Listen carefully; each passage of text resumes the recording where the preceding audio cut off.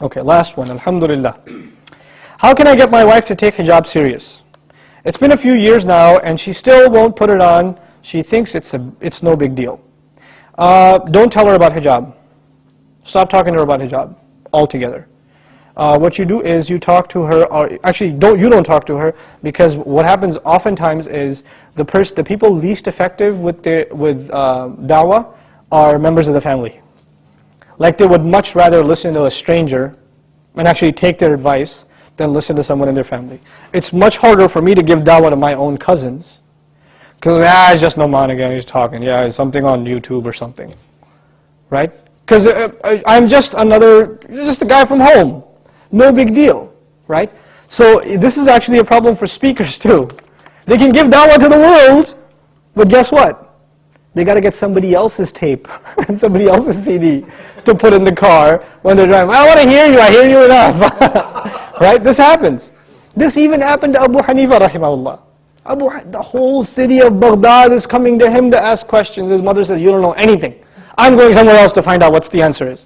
And where she used to go for the answer, that guy was a student of Abu Hanifa. So he would know the answer. He'd say, I'll do my research and get back to you. He'd come to Abu Hanifa, rahimahullah. He would say, tell her this is the answer, but don't tell her it was from me.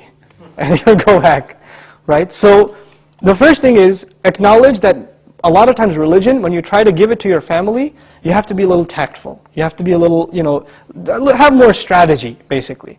Find a really good speaker about the hereafter, the day of judgment.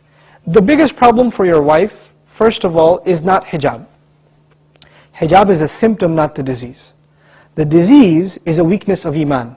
How do you strengthen iman? You strengthen iman with a reminder.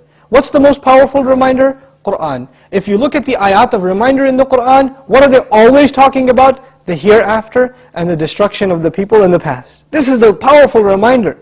People that didn't listen, look at what happened to them, look at what's going to happen to them, right?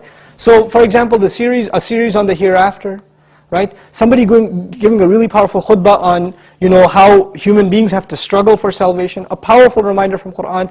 If you make that a culture in the family, where every day, 15, 20 minutes, we're going to listen to something from the Quran in a powerful way, right? There's plenty of speakers and resources available nowadays that you can listen to, like the Al-Laki series on the hereafter is great, I think. And I know people that got off their mortgages after listening to that CD. They got out of riba. It was that powerful. So, take advantage of those kinds of resources and understand that you are not always the best means of da'wah to certain people. Certain people need to hear it from somewhere else. And, we can't make da'wah to everyone. There are some people we have an effect with, some people we're completely useless with. Right? So everybody has their audience. So inshallah ta'ala, that hopefully helps you with the situation of your spouse. And last thing I should say about that, my gut feeling is her problem isn't intellectual. Meaning it's not like she's not convinced it's important.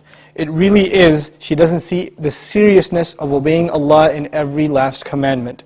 That's the real issue. Once that's resolved, hijab is going to come anyway. And among other things, inshallah ta'ala. All done?